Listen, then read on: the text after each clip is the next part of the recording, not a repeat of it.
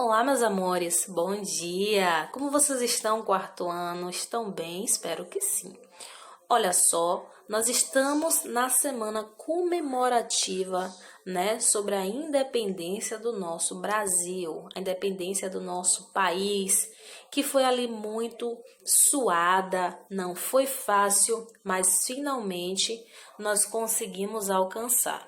E hoje, né, para os nossos estudos, após a correção, né, que eu já mandei para vocês mais cedo, nós iremos fazer uma revisão, um apanhado sobre a história do 7 de setembro. O que foi que aconteceu até esta data? Por que que esta data ela foi definida como a data que marcou a independência do Brasil? Vamos lá. Observe uma coisa, relembrando aqui, ó, que na semana passada nós já aprendemos sobre isso, né? Semana passada não, perdão, no início da semana. Oficialmente, ou seja, para todo mundo, a data comemorada da independência do Brasil é dia 7 de setembro. Esta data, né, foi decidida no ano de 1822, que foi a ocasião em que aconteceu o evento chamado Grito do Ipiranga, né? E que aconteceu ali às margens do Riacho Ipiranga, na atual cidade de São Paulo. Este evento, né, é atuado ali por Dom Pedro, onde ele pronunciou, né, fez o seu pronunciamento referente à independência do Brasil. Isso aqui a gente vai ver ali na frente. Ó, a independência do Brasil foi um processo histórico, né, de separação. Quando nós falamos em independência, é quando algo que estava sendo dominado ou dependente se desprende do dominador, se desprende daquilo na qual dependia e começa então a seguir os seus passos sozinho. E foi isso que aconteceu com o Brasil. O Brasil era dependente de Portugal. Todas as riquezas geradas aqui no Brasil eram levadas para Portugal, assim também como os lucros, não é? Todo o trabalho e a economia era voltada para Portugal e a sua exploração.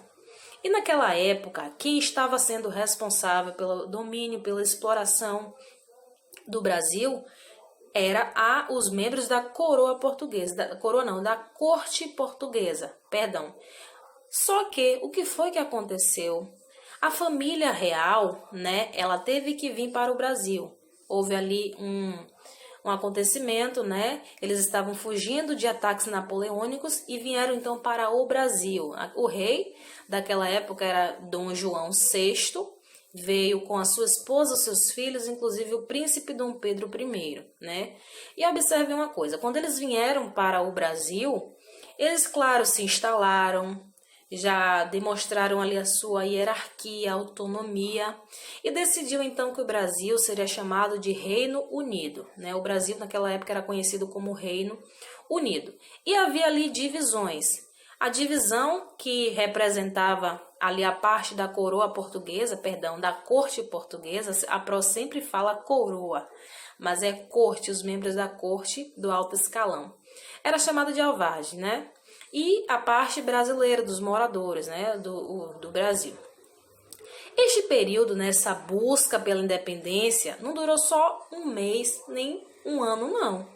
Durou ali aproximadamente de 3 a 4 anos, pois é. Foi ali uma violenta oposição entre essas duas partes. Dom João VI, que era o rei daquela época, que vivia no Brasil desde 1808, que foi quando eles vieram aqui para o Brasil, né?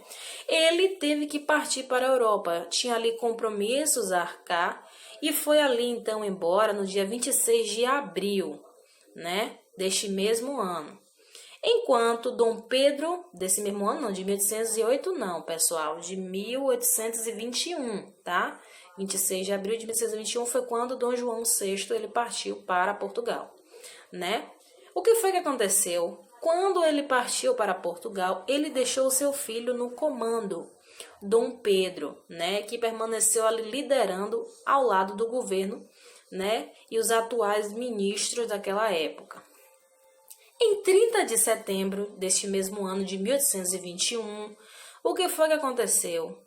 As cortes, elas aprovaram um decreto que subordinava os governos das províncias, né? O governo, ele estava em responsabilidade de Dom Pedro, né? Então, ali as províncias dos governos brasileiros foram diretamente subordinados à corte, né?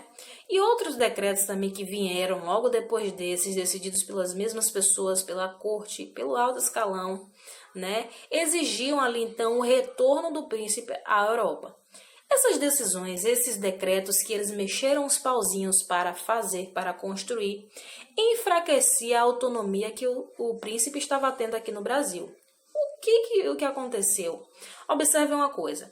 Dom Pedro, ele sempre foi voltado às questões do povo, né? Ao povo brasileiro. Ele apoiava muito, ele valorizava as pessoas, ele sempre buscava ajudar. Mas a corte, né, interessada nos lucros e na exploração, não estava gostando da interferência de Dom Pedro nas decisões.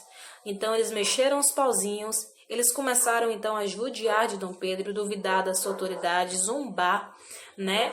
E então eles fizeram ali algo para que ele fosse obrigado a retornar para Portugal, fosse embora e largasse ali todo o domínio nas mãos deles, como já estava sendo antes, né? O que foi que aconteceu? Esses decretos, né, que eles criaram exigiam o retorno do príncipe à Europa e também extinguia os tribunais judiciais criados por João VI, seu pai. Então, ali toda a lei, a Constituição, né, a autonomia que o rei e o seu filho eles tinham, a corte estava retirando. Aí, né, surgiu então o conflito.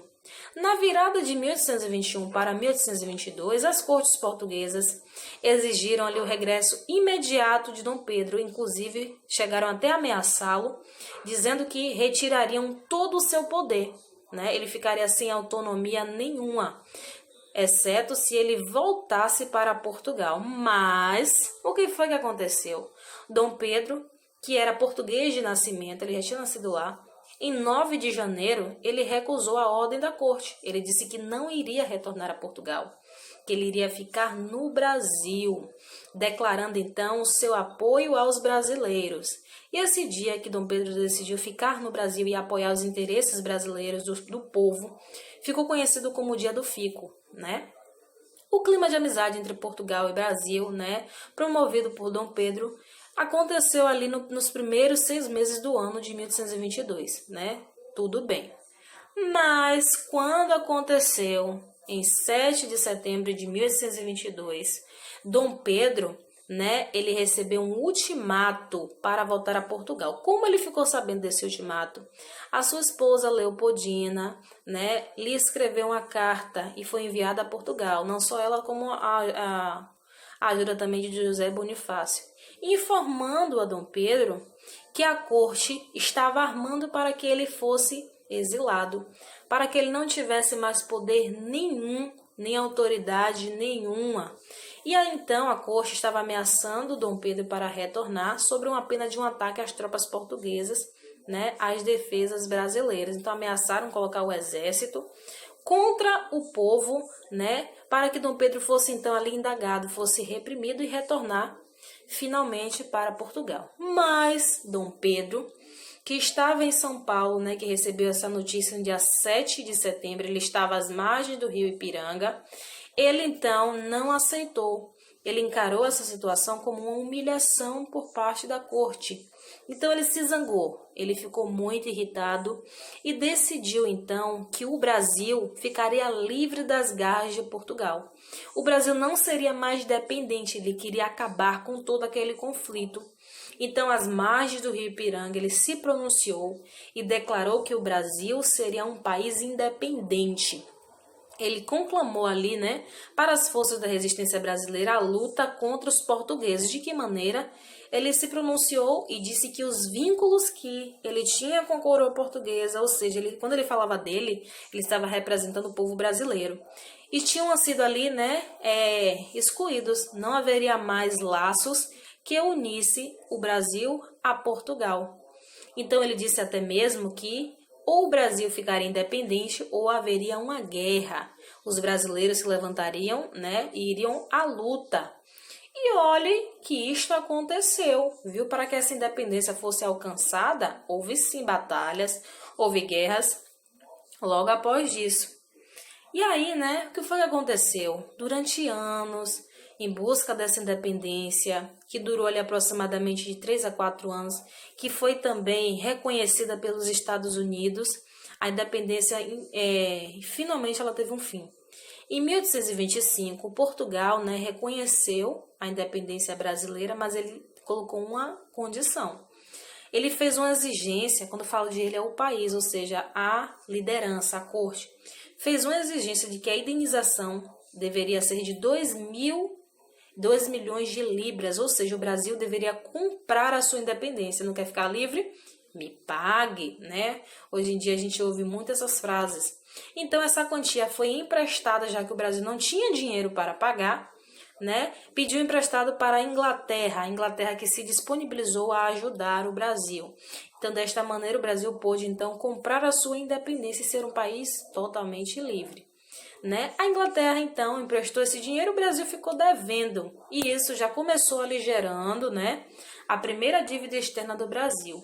E, finalmente, o nosso país ficou independente. Né? É motivo da gente celebrar, de comemorar e entender também as lutas ocorridas para que nós alcançássemos essa independência, essa paz e autonomia, né? Não foram nós que lutamos nessas batalhas, mas foram o nosso povo, os nossos ancestrais, pessoas que vieram antes da gente e que tem ali o sangue brasileiro nas veias.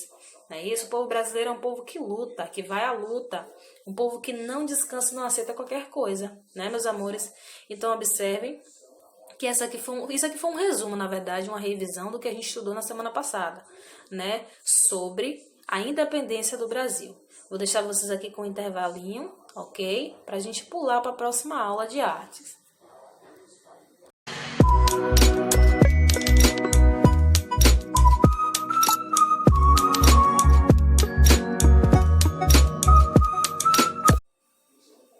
Pronto, quarto ano, olha só, depois deste intervalinho que a Pro colocou, divertido, hein? Nós iremos entrar agora na nossa aula de artes, é assunto novo, hein? O assunto de artes de hoje está muito interessante, se chama Trabalhando com Papel. Nós falamos de trabalhando com papel, não é vendendo papel para ganhar dinheiro, não. É fazendo ali objetos, manuseando os papéis. Olha só que papéis coloridos que a Pro já colocou aqui logo de início. Tem formatos diferentes, formas de animais, de objetos, de flores, né? Entre outros.